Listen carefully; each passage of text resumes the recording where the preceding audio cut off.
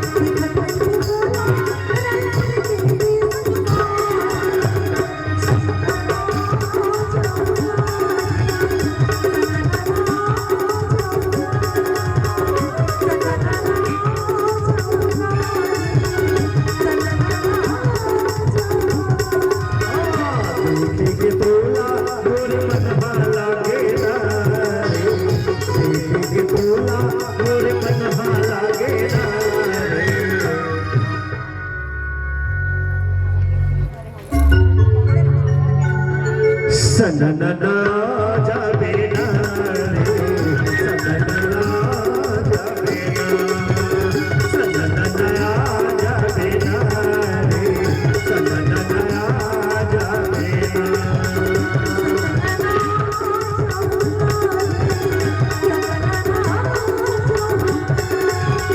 सननना जाबे ना रे सननना जाबे ना